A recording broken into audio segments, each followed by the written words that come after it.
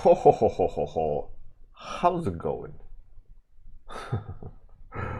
My best YouTube impersonation ever. How's it going? This is your boy Bjorn. Welcome to the subscribe. Hey Captain Bones, how's it going? How's it going? Hi Husky. So today we're gonna study that. Oh yeah. I found this photo. Looks really cool. Has a nice black background. The character really pops. There's a lots of nice light situations happening. Looking forward to this one. It's a good shapes, good pose. There's lots of different things that one could study if you wanted to kind of zero in on what to study. Too complicated by. So what I think I will be studying is kind of the light and the shape. I think that those two are the things that interest me the most in here. So I will be studying that. I will look into like how the interaction is, and a little bit also about how I want to approach it, structure it.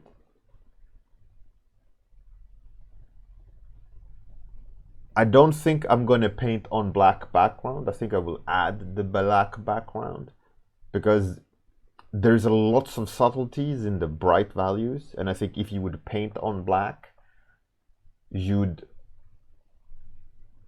go the wrong way around. I think you have to add the black. That's what I think. That's what I'm going to study. Hey Cosmoverse. Zealin. What up? Happy Monday. I hope you all had a fantastic weekend. My weekend was pretty good. Lots to do, lots to walk around. My boy's birthday party. My son turned 11. Madness. Hey, that Riddler, how's it going? Dr. Sheldon, what's up? So anyone want to do the study, just type 'ref and you'll get the reference for yourself that you can do.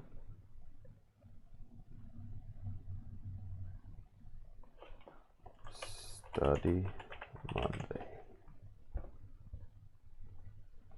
Cheers, Cosmoverse. Thank you very much. Right, like I said, my study is going to be from white background, build the image up, and then add the black, but I'm going to try to focus on the light and focus on the volumes. I want to have minimal lines because I want to build it kind of like volumetrically. So I'm going to try to kind of do some landmarks and then build it. So we'll see how that goes. It's going to be an experiment. I feel like it's a good study to do that with. We'll see how it goes. Hey, Felling Salad, how's it going? Happy birthday to my boy. Yeah. Turned 11. That's crazy. When did I get so old? Kind of like that, like this, like something.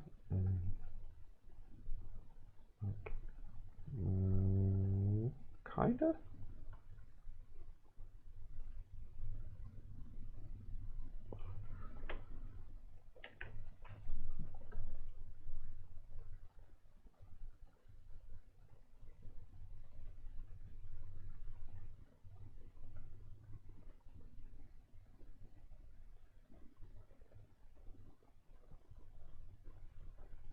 Yeah, it's a really I really like this photo. Personally, it's a really cool, it's a really nice tone to it. Oh, this is clearly, head is clearly too big.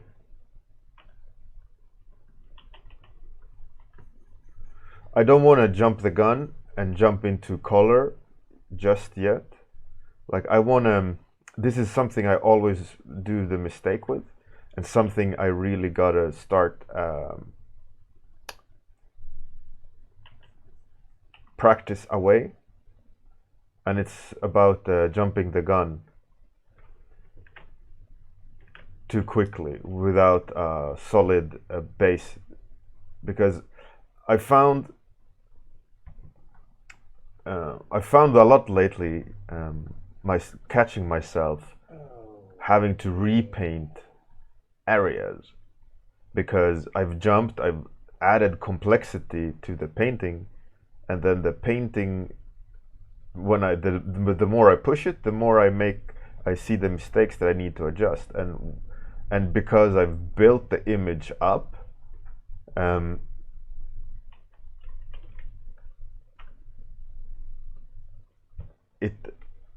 as in built it up with foundation, as in one color in the base, building it up with values to the point where I add a different color on top, and so on and so on. So if I want to do changes, I need to redo the whole foundation up approach. You know, the whole like undertones and all these things, right? They are flawed. So I really have to start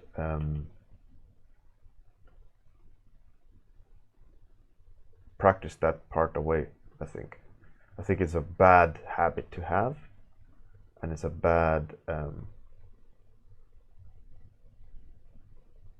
it's not good for confident brush marks and so on.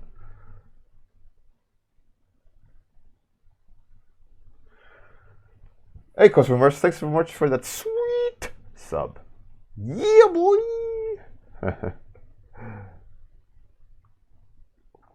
That Riddler, if I experienced artist period.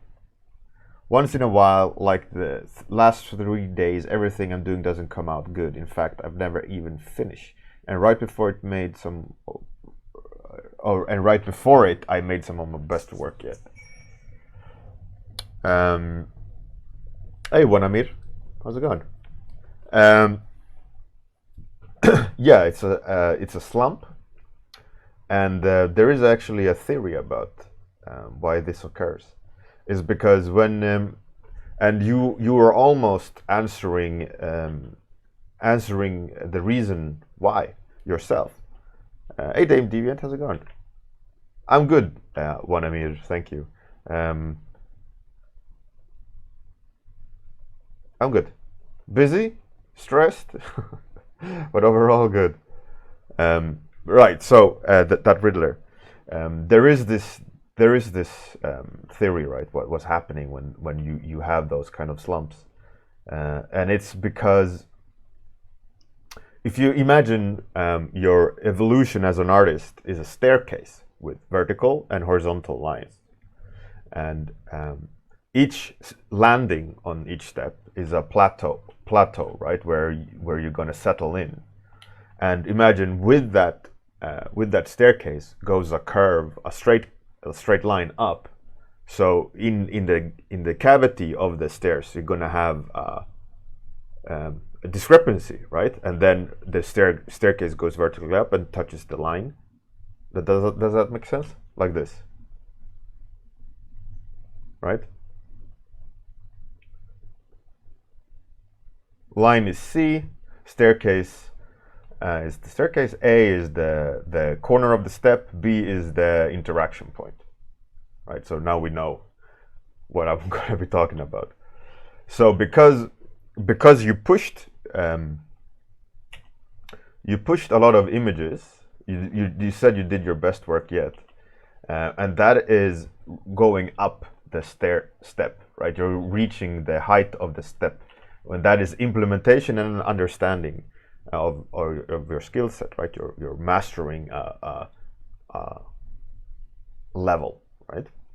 And then when you reach up to the step, you're plateauing. And C is perceived knowledge, what you understand, and the staircase is implementing of that knowledge. So there's always a point where you have pushed yourself a lot, which means you have gained a lot of new knowledge, and there's always a point where you plateau and you need to implement that knowledge. And when you fully understand and implement that knowledge, you're starting to raise the quality up again, which means you're gaining skills. And because there's the discrepancy between perceived knowledge and implemented knowledge, you see your mistakes, and that's actually a good sign. So you shouldn't be discouraged. You should see it as a pat on your back saying, okay, now you're spotting new mistakes, you have gained new knowledge, so you understand more about what the mistakes you're doing. So what you should do is capitalize on those moments, note down either physically or mentally, note down the discrepancies you notice, and start removing them, because that's your new skill set, your new higher level of understanding, that you're spotting mistakes and you're saying these are not at all good enough, because you have a new wave of skills coming, and you just need to focus in and work harder and push that further.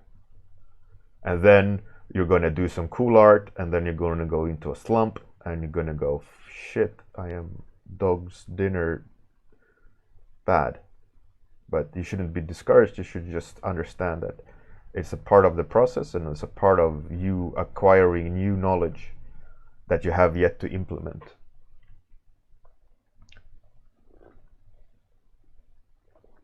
Exactly, the Riddler. So in a way, it's confirmation. In a way, it's confirmation that you're doing the right things, because now you're seeing new mistakes. And a lot of artists, they get discouraged by this ability to see their mistakes, which you shouldn't be, because you should be proud. You should be excited. You should. I wouldn't say double down. You should just continue pushing, right? And whatever mistakes you're seeing that you're doing, keep working at it, and you'll get there faster, than you think.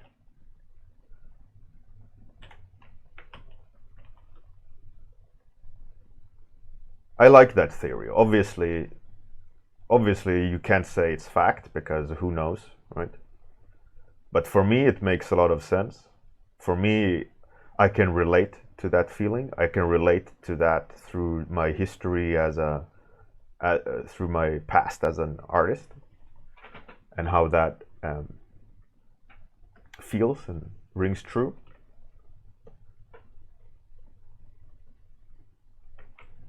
And I kind of talk about this, about my own art at times. That's why, for example, I'm doing these warm-ups, and I focus in on certain things that I want to improve on, is because my process is, I guess, smaller steps, so it's a little bit harder for me to pinpoint. But I don't know. But in the beginning, I could see big steps,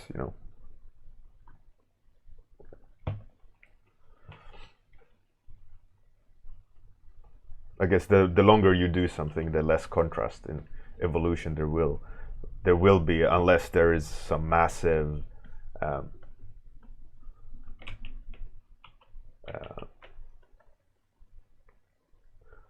like a massively new revolutionary approach to something that I have yet to try, and then all of a sudden, oh shit, I can,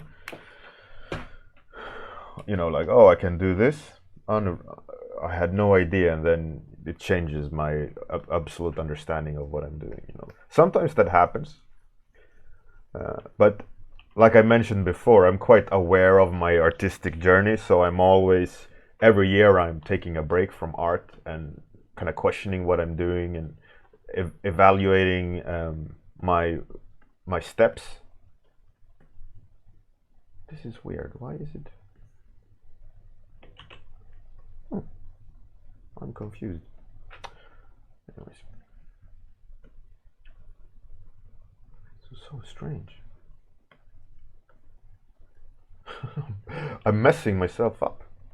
I'm super confused why The values are the way they are.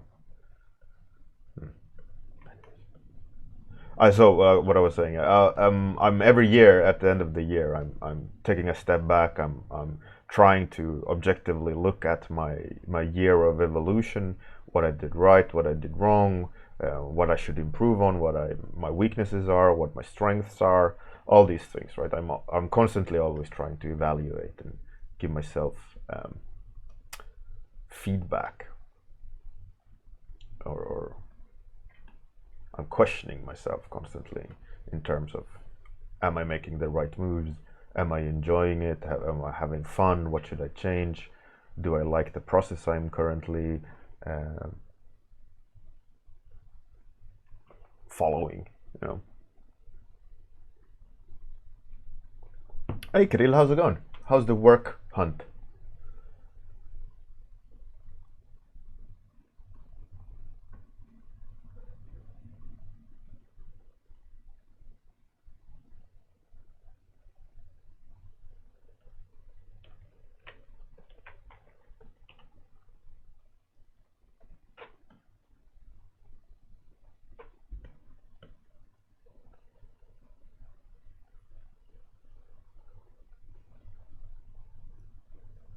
I love this palette. It's like a retro palette. It's very, very beautiful. These kind of what's it called? Turquoise. It's very pretty.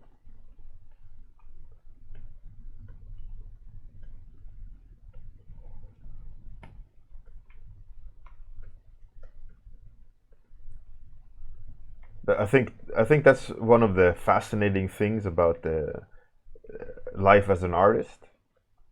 This thing I talked about questioning yourself and plateauing and hating your work and all these things, right?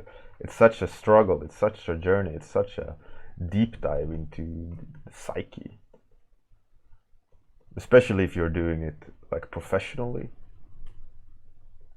It's even more strange, you know, as you need to produce, you need to be a professional, yet it's this emotional you're using this emotional aspect of yourself. You're like a tool to be able to create, but at the same time, you know,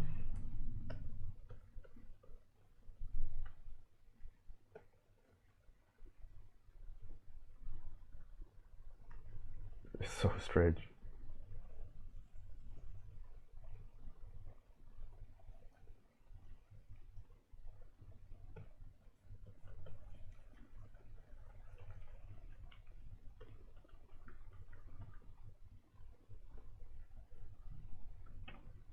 But I truly believe in this theory that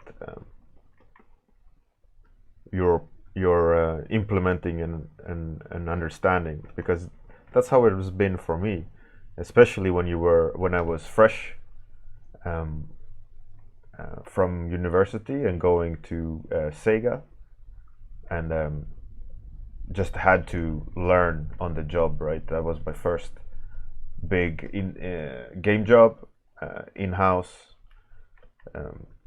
working on, you know, like Alien Isolation and Total War games and all these things. It's like I had to reach a certain level that I saw, and I could see my mistakes, but I couldn't do them right, which was frustrating for me, you know. But because I could see them, also meant that I knew what I had to learn in order to fix them, right? So I could see, okay, my anatomy is a bit messed up. Okay, I really gotta focus in on that, and then I started seeing less and less issues with anatomy because I started implementing everything, right?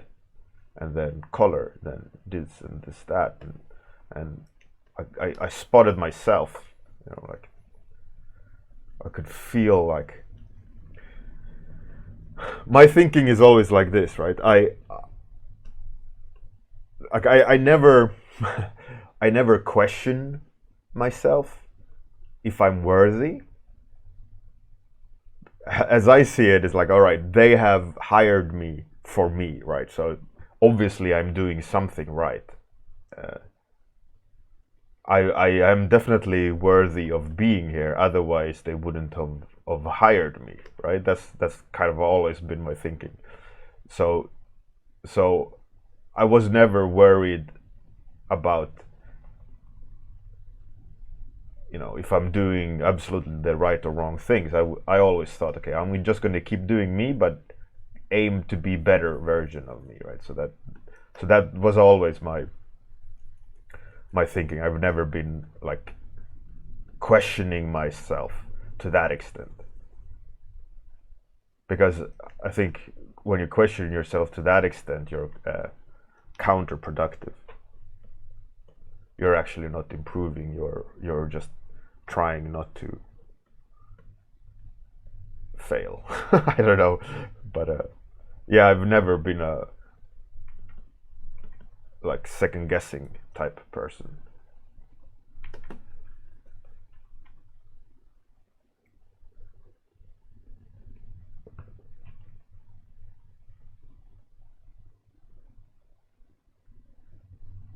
Captain Boss. Yeah, it's so sad to see all these people having so much fun. How dare they? How dare they have fun without me? So rude.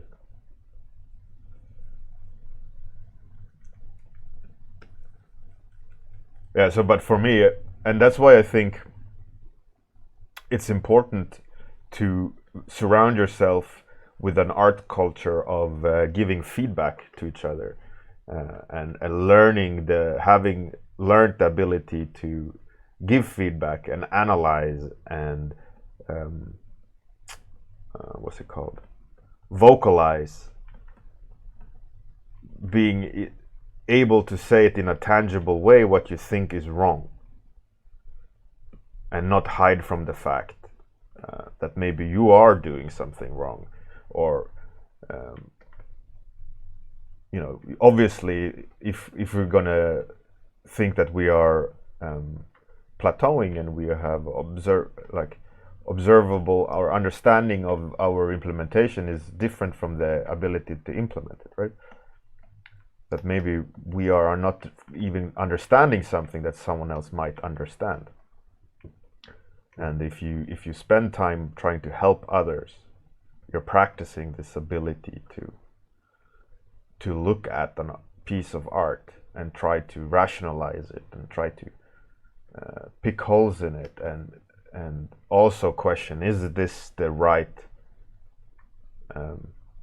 is this actually valid feedback, or is this just a matter of taste, or is it there's many different factors as well of giving feedback. You don't always necessarily need to shit on something. It could also mean, oh, I really like this. This is interesting, but maybe you could have changed it somehow. Or so there's many different ways of trying to analyze something, the same way that you should try to analyze your own work, and try to figure out like what you're doing, if it's the right moves and all these things. I don't know, but like I said, it's this fantastic thing. Art as a profession is this fantastic thing of trying to be a machine and professional at the same time, as art is this emotional journey.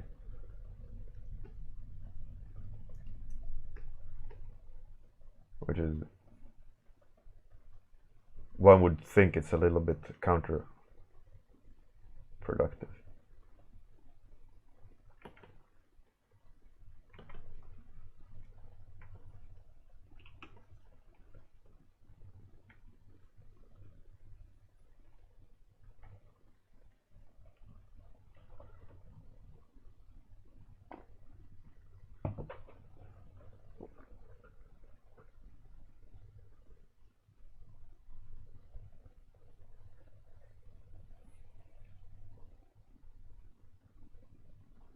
Hey, Thomas Daco, how's it going? That reeler, yeah. You can notice. I can notice it in my own work, this staircase effect.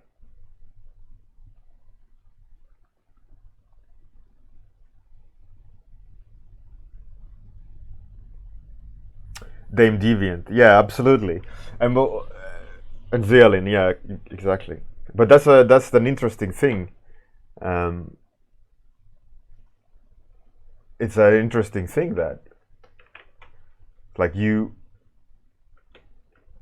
have a hard time nitpicking your own work, and I think that's actually a thing I've talked about on my creativity lecture. And one thing that I talk about on that lecture is what am I hearing? This rubbing noise. That the human brain is thinks in symbols, and one opening. I need to clean my office. One thing that I opened the lecture with is like a circle with like this, and I ask people, what is it? And people will say face.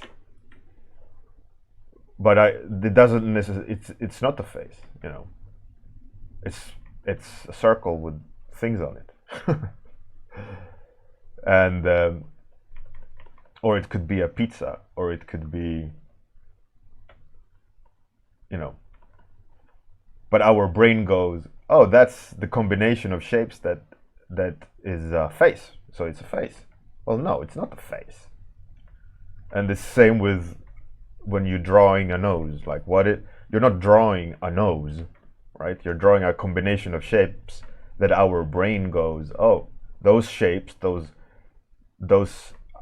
arrangements of shapes, I know is what we call a nose, right? And that's just how our brain works, right? It's geared towards that symbolic thinking. We look and read and understand symbols to speed up our thinking process, because it's an evolutionary trait.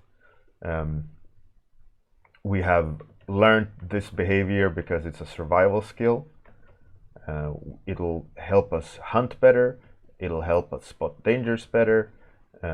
Shape recognition and pattern recognition is a high intelligence trait, right? So one thing that you have to learn, which I think is a very important thing to learn, is to analyze your work in a way where you are not looking at the potential of the implementation, but the actual implementation. And what I mean, with that is, like Zealin, you said, you have an ease of picking someone else's art, but you have a hard time doing that to yourself. That could be because you're reading into your art a lot of things that you haven't implemented, but you can see past the veil, like a probability engine. You know, like if I would make these moves, this image would be, you know, look this way, right? But you are seeing it. You're filling in the gaps, but you actually haven't implemented them correctly. So that's why maybe you can't see the mistakes, because your brain is filling in the gaps. And that's why, for example, when you're painting and so on, you take a step back, you tilt the head, you look at a mirror reflection, a mirrored version of one's art, just to switch up. Oh man, this face. I'm failing catastrophically, but anyways, doesn't matter.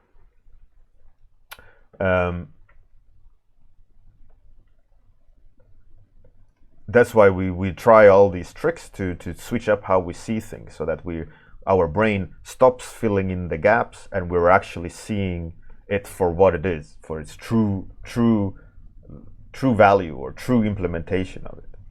And it's a skill that you have to try to practice. Figure out certain moves you can make to see your work in its true way, and not having your brain fill in the gaps. That's why, for example, you flip the canvas to absolutely refresh your brain from stop pattern recognizing, stop creating these connections, so that now that when you flip the canvas, you see it completely fresh, and you have to try, you will see it for its naked truth for a second. And then again, the more you work on the flipped canvas, the more your brain assimilates, and the more the brain fills in the gaps. And it's a skill set that you have to learn or practice to what's it called? Distance yourself from your own art.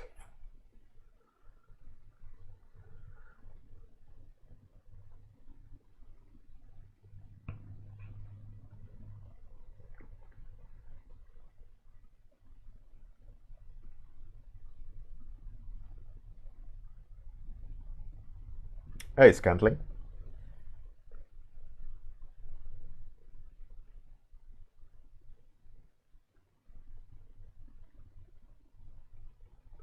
Zealin, true, but I mean, like, if I would criticize my painting here, right?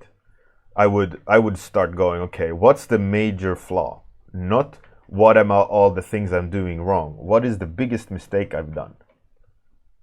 And I could, pinpoint that until next time. So the next time I know, okay, I see a trend in my own work where I'm making this mistake. Okay, I'm going to try my best not to make the mistake next time, and then the next time, and then the next time. And just like with anything you do, the more you do it, the better you get at it. That being said, even for bad things, the more bad habits you do, and the more you repeat those bad habits, the better you're going to be at doing the bad habits, right?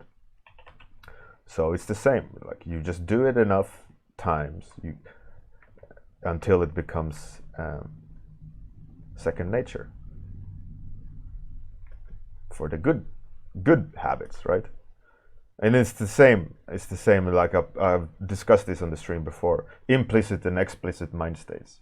Implicit is the internal, is the sweet spot, it's the zone, as you may call it if you're doing a sport. It's like when you're just acting, you're not thinking, you're not doing any conscious recalls, and everything just flows, right? You're one with the knowledge. You don't need to think about the theory, because all these things you've been doing are now you're just acting, right? And then when you do conscious recall, this explicit mind state, you are practicing, you're doing the drills, you're making the moves over and over and over and over and over and over and over until they're implicit, until they're second nature, until they are at an emotional level without conscious recall.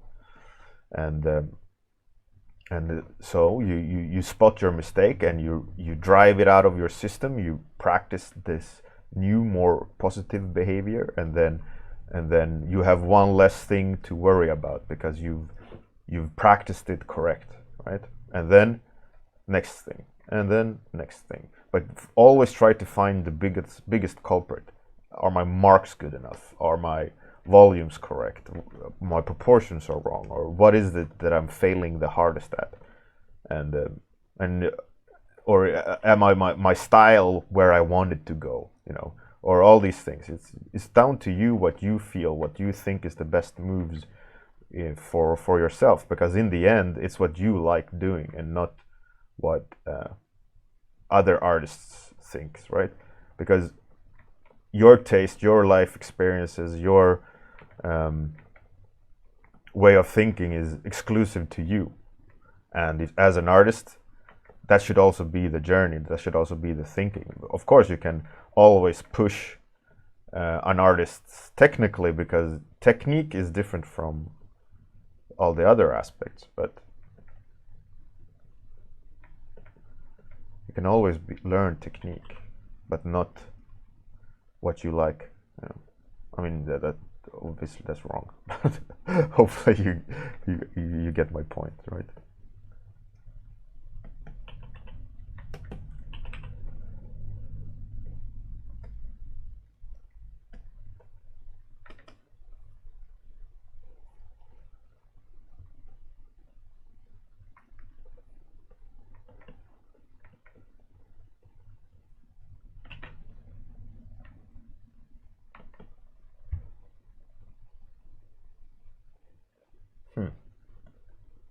I think my time is up. It is.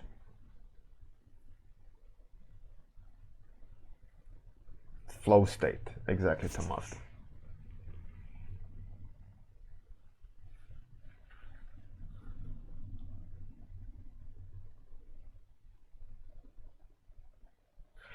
My pleasure, the Reelers. Thanks for coming.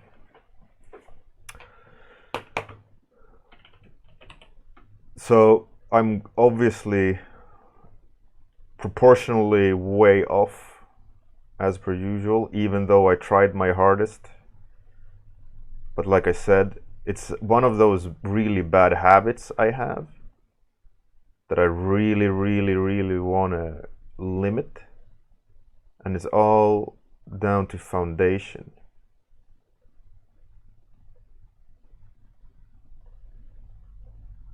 It's the foundation I lay down before starting to paint.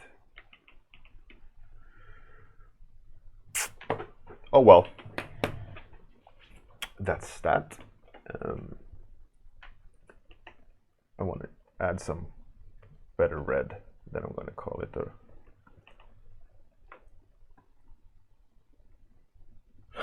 She looks like a clown.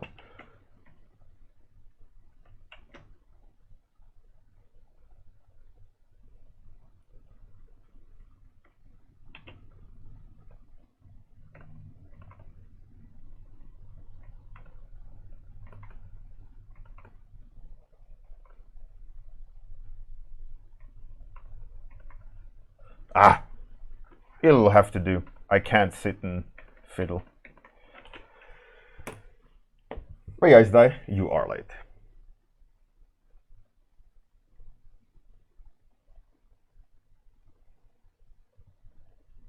Scantling. It's also about implementation. It's also about not only studying but also implementing it. And one thing that I love doing is implementing knowledge. And how I used to do anatomy is that I used to come up with a monster, let's say that had 4 arms, and I would look up, let's say, shoulder anatomy and how shoulder anatomy is constructed, and then studying that on the side and understanding, and then go to my monster and try to implement that knowledge that I just studied to the best of my ability. But I wouldn't look at it, the studies. I would just implement it and be in the zone and have fun creating a monster. And then afterwards, after I have finished it, I look at it, and then I look at the studies and go, oh, those are the little mistakes I made. I'm like, okay, so next time I will remember those little mistakes plus the studies that I did. So I again, maybe I do a singular arm massive monster, and then I remember, oh yeah, the shoulder, how, okay, that's like this somehow, and it is way more tangible way of understanding or implementing what you're understanding. You can't just do studies and studies and studies, because you're constantly looking at something that has the information for you. You also have to implement the knowledge. You also have to cut the strings and be on your own, be on without support, to see how much is actually in there in a thing that is you can find a similar answer to, but is not absolutely something that you've drawn, something that's different, but same basic knowledge, that just different, so it's a bit harder. I think the biggest issue with all these people doing studies is that they never implement it. They're never having to understand fully how it works. They're just great at doing studies and studies and studies. You know.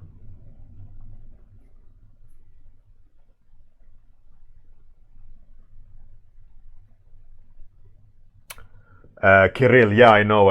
I need more life drawing. It's when I did life drawing, I was way better at proportions. I know it's as a self-taught artist with very limited amount of life drawing hours. I know definitely this is something. It's one of my weaknesses. So maybe we'll do it in the a few study Mondays. Is we're gonna do life drawing only. It's a good idea. It's good for everyone, Kirill.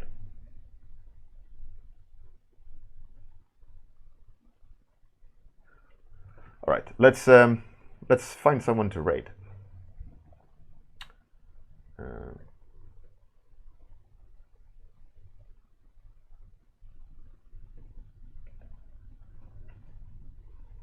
Let's raid Max.